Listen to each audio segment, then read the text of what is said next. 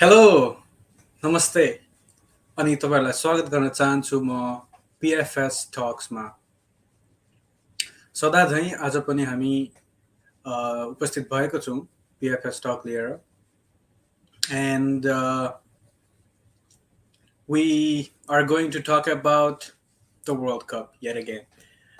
That's the that's our focus right now. Although we will be talking about other sports in general, uh, for now we'll be focusing on the World Cup. If you have not already done so, uh,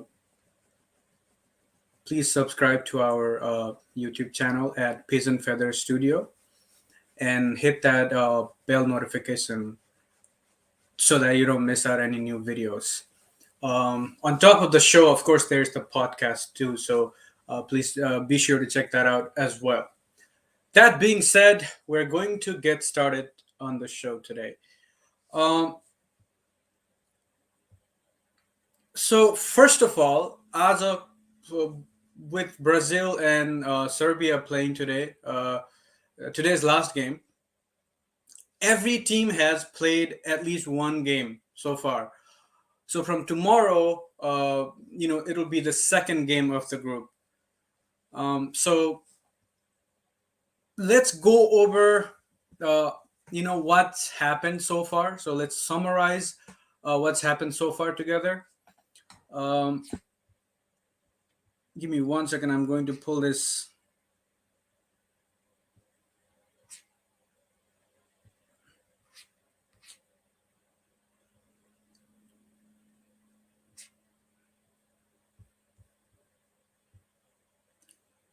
All right. On Group A, we have the Netherlands, Ecuador, Senegal, and Qatar. All of them have, obviously played one game, and the Netherlands has won, and so has Ecuador. And Senegal and Qatar, they have both lost.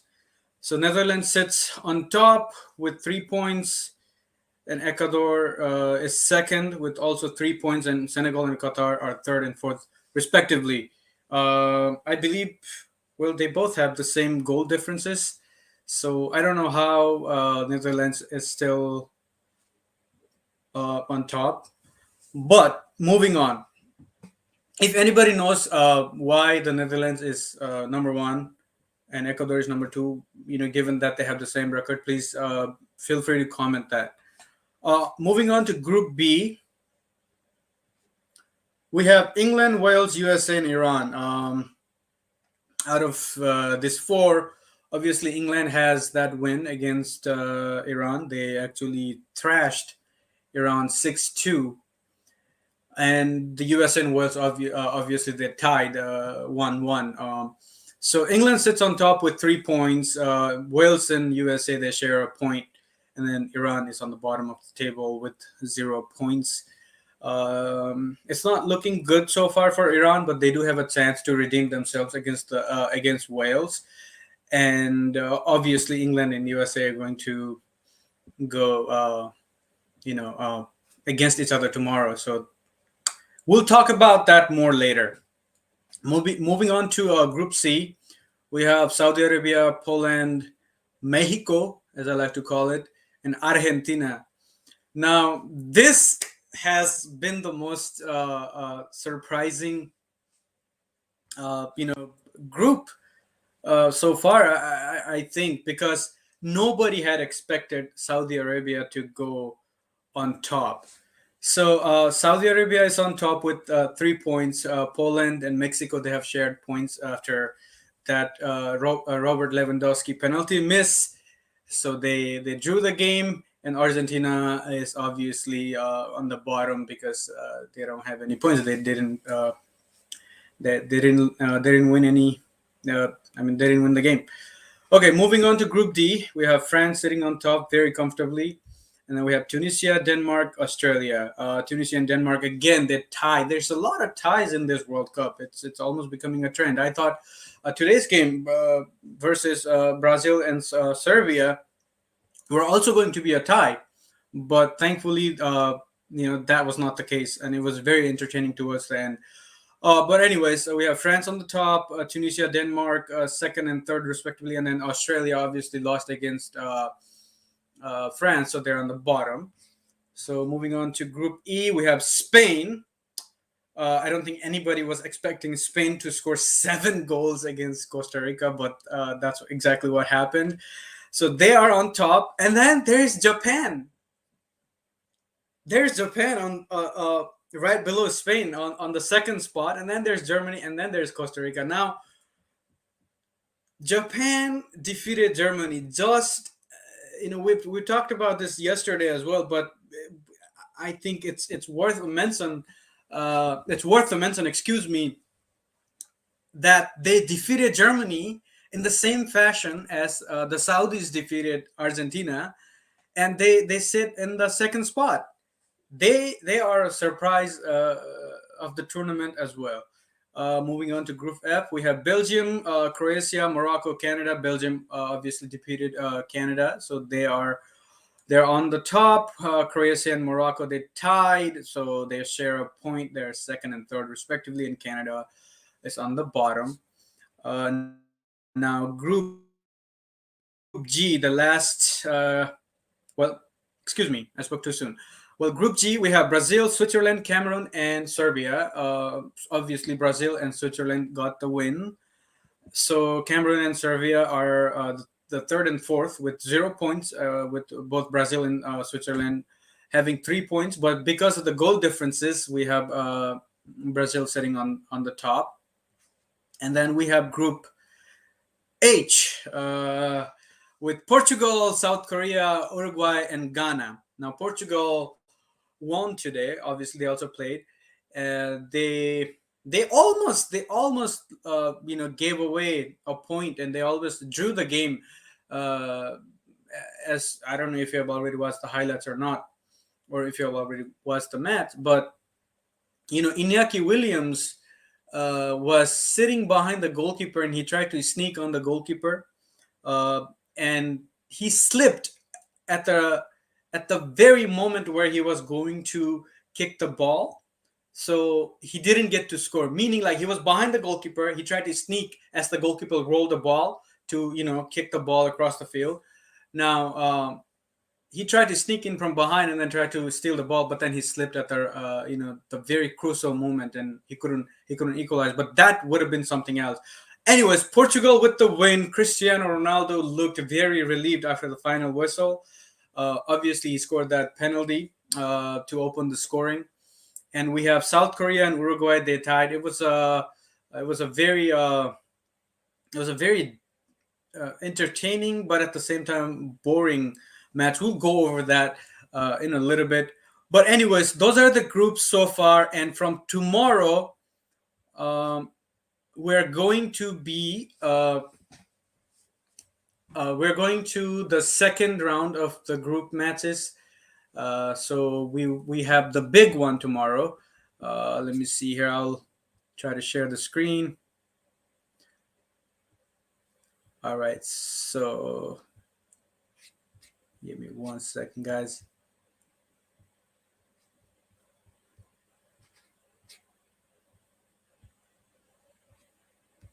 All right. Here we go. So as you can see, group states still. Group B, we have Wales against Iran. Group A, we have Qatar against Senegal. We have Group A, Netherlands versus Ecuador. And Group B, we have England versus USA. Now, that's a very big game, especially given it's a Thanksgiving week here in America. So that has a lot of that's going to be a special game. But anyways, let's talk about Wales versus Iran now. Wales tied against the USA and they have a point, but now Iran, having been beaten so harshly by England, I feel like they have a point to prove, and they need to. I feel like they're going to really fight for their spot, because if they don't win tomorrow, they might be packing their bags and leaving home early. So they're going to fight. So it's going to be a really really interesting game. And then at 8, that's actually at 5 a.m. So I feel like it's worth waking up early in the morning to watch that game. Iran will give Wales a big fight, but let's see what happens. And we have Qatar against Senegal. Now Qatar, being the first ever host nation to lose their lose the opening game, they have a they still haven't gotten their first win. So I feel like Qatar will also try to get the win, but I still think that it'll be very difficult to win against Senegal. So that's my personal opinion, but let's see what happens. That's at 8 a.m. So if you miss the 5 a.m. game, that you have the 8 a.m. game. Now at 11 a.m. we have Netherlands against Ecuador. That's going to be another interesting game. Both teams have won their previous matches, so they're coming off with the victory in a good mood. So that's going to be really interesting. A little factoid: Ecuador means equator in Spanish. So the name of the country is literally equator, which I always find very interesting. Anyways, and then we have the big one: England against the USA. Um, I feel like this game is going to be very competitive, and contrary to the popular opinion that England is obviously the most the more dominant team, but I personally think that the USA will give them a good battle. They're gonna fight. Uh, you know, I was listening to an interview by Tim Ream, one of the veteran players. He's actually I believe, the oldest player in the team, and he was talking about how they respect England, but they're not scared of them. And given how much USA has improved over time, how the players are more based in the European leagues these days. Um, I feel like the mentality wise, USA is up there, but quality wise, they might not be, because England has so much quality, so much depth. But I really think it's going to be a very, very, very interesting game. Obviously, the most recent memory that I can remember, that from the World Cups that I have watched, is the 2010 game where Robert Green had a howler and allowed a very, very simple save to go inside the goal, and we tied 1-1. I still remember Clint Dempsey shooting it with his weaker foot, and I don't think he was even expecting that, but the ball went in, and it was 1-1. That's my memory of playing against England. But obviously, there are a different team now. I don't even think there's a single player from that team that's playing. So it's going to be really, really a fun game to watch. It's gonna have that thrill. Obviously, all the broadcasting channels, Fox Sports is hyping it up, and rightly so. And it's at perfect time. It's at 2 p.m. So it's going to be at the perfect time. So yeah, that's what we have now. Talking about a few, going back to the few of the games that has happened so far. For example, actually, give me 1 second here. Let me check the comments here. Okay, we're good. If you do wanna comment, please let us know. If you want to join us, please let us know, and then we'll be able to chat here. We're just gonna talk about the World Cup for the time being.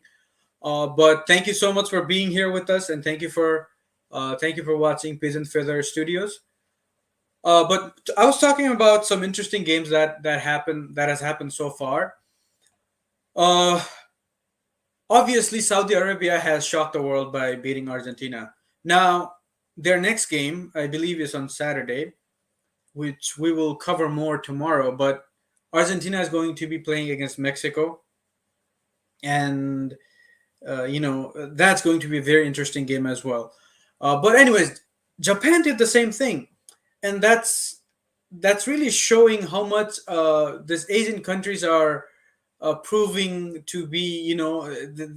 They shouldn't be taken lightly, because same thing happened today as well. South Korea, out of Uruguay and South Korea, out of those two teams, South Korea looked like the more dominant, the team that was attacking more.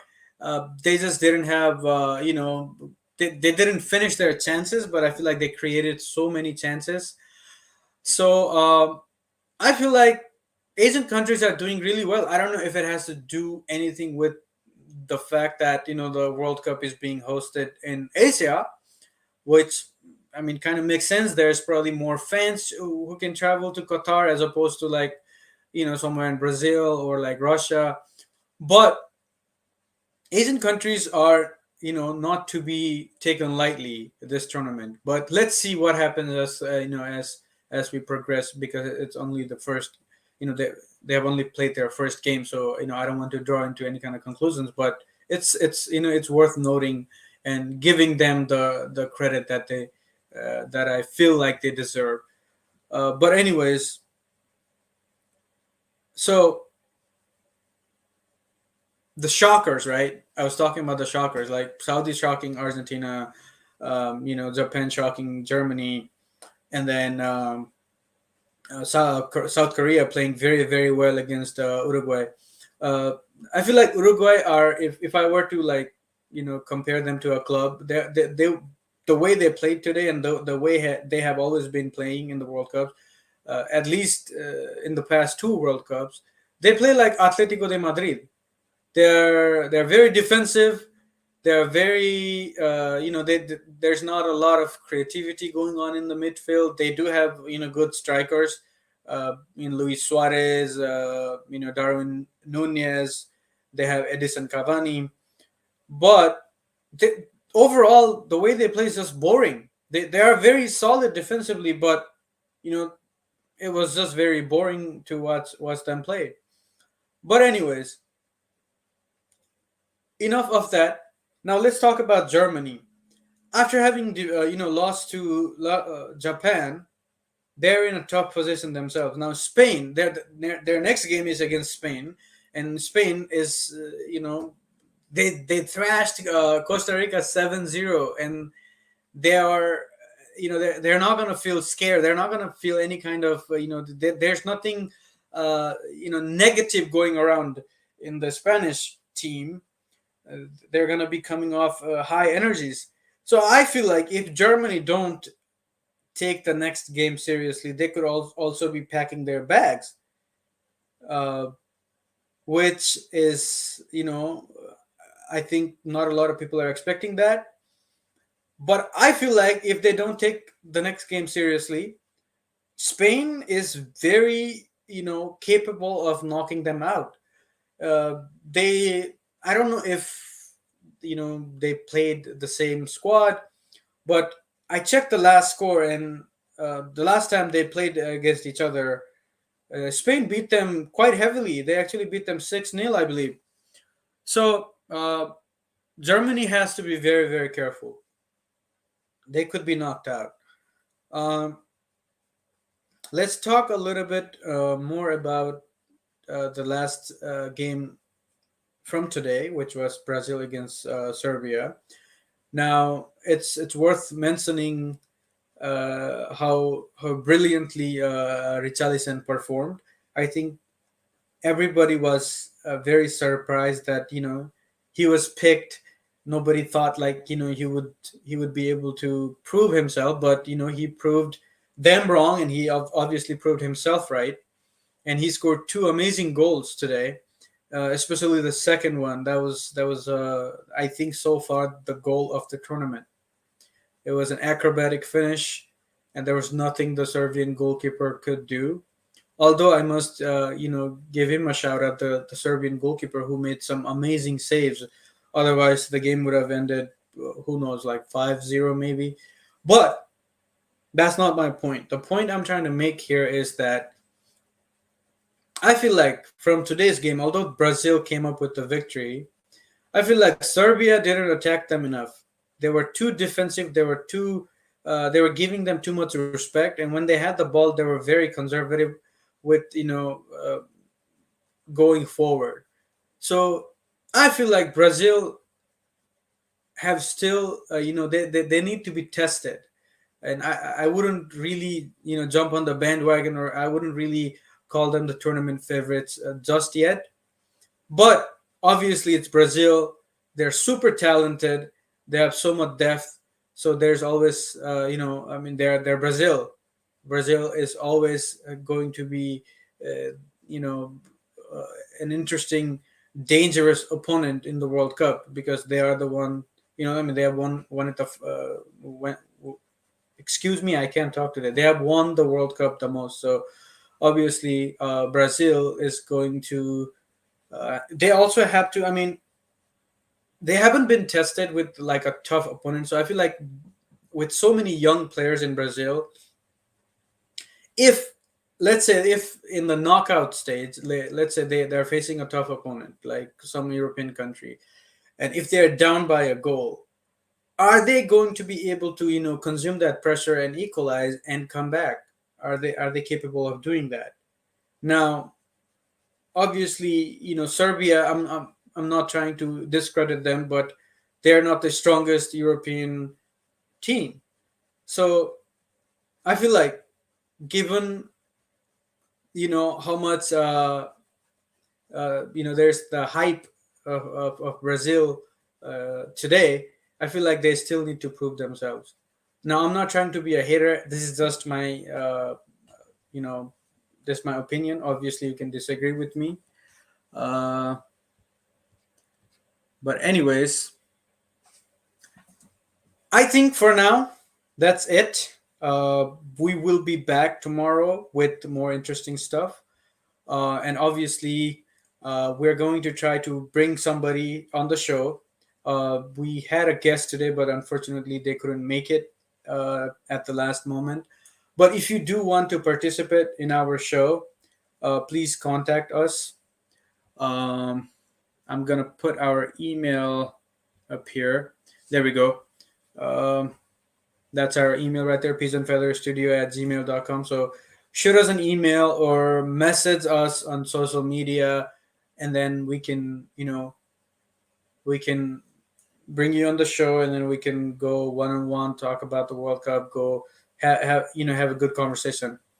But anyways, thank you so much for watching, and once again, please like this video, share this video, and subscribe to our channel, Pigeon Feather Studio. And be happy, be healthy, and enjoy the World Cup.